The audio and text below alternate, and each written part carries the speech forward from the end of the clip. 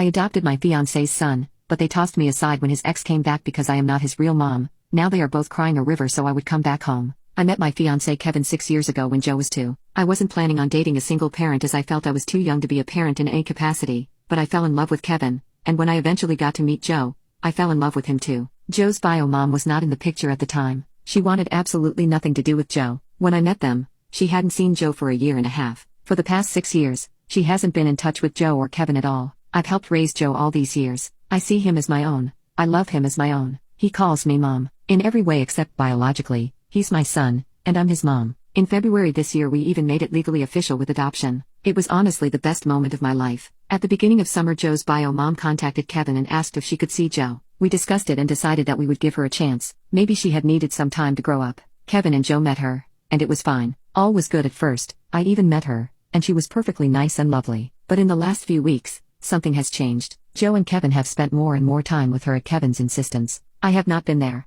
Joe had started acting out more than he ever has before and I've been suspecting it's because of bio mom's influence. I feel like this was confirmed on Tuesday when Joe said he didn't have to listen to me because I'm not his real mom. It hurt a lot, but he's a child so I can't be too angry with him. I talked to my fiancé about it later, and I felt like maybe they should cut down a little on the time spent with bio mom and have me be there in the future. We got into an argument and when I repeated what Joe had said he responded with, well, technically you aren't his real mom. It felt like a punch. I couldn't believe it and still can't believe he said that. I was so hurt that I just left to stay at my parents' place and have been here ever since. I've tried talking to Kevin, and he's apologized over and over again, but I just can't get over that he sees me like that. I have talked to Joe and said that I just need some time away but that I love him very much. He's so sad, and there's nothing I want more than to hold him, but every time I think about going home and seeing Kevin, knowing what he said, it makes me sob. Am I awful for needing some space? I feel like a terrible mother, but I don't know what to do. Update: the night I made the post, I went back home to see Kevin and Joe. It was emotional, but I needed to do it. Joe was already asleep, but Kevin was awake. He was so apologetic and cried a lot.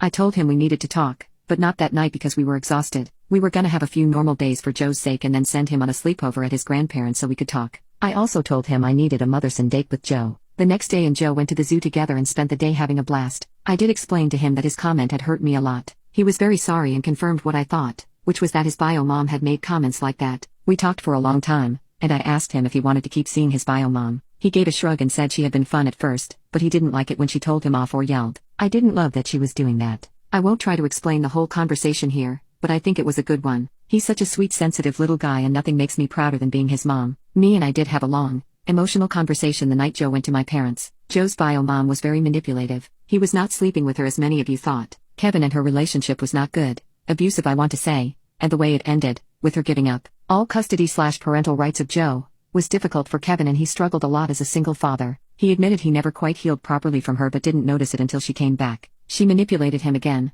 and it all brought back so much baggage he thought he left behind him. He said he knew there was no excuse for what he said, and he wishes he never said it but everything was too much and confusing. I said I wasn't ready to forgive him, but I wanted to work with him. I cannot give up on this man who has been so wonderful for years over this. I felt like we deserved a chance to fight through this together. The next day Kevin contacted Joe's bio mom and said we needed some boundaries with her. He said he felt she had manipulated him and his emotions, and he couldn't allow her in Joe's life with the way she was acting. We decided that going non-contact with her for the time being was best for Joe and us. We talked to Joe about this first. The thing is, she disappeared without an answer to this. Literally, nothing. Changed her number and everything. I'm not sure what happened but we do have a plan if she ever decides to come back again. We're a team through and through. We contacted a couples counselor/family therapist and working with her has been great. We have done it just for me and Kevin as well as with Joe. Kevin has apologized profusely more times than I can count. Kevin has also been to individual therapy which he says has been good for him. It's been a pretty intense couple of months with a lot of personal growth from both of us, but I believe we're on the other side now. I have forgiven Kevin,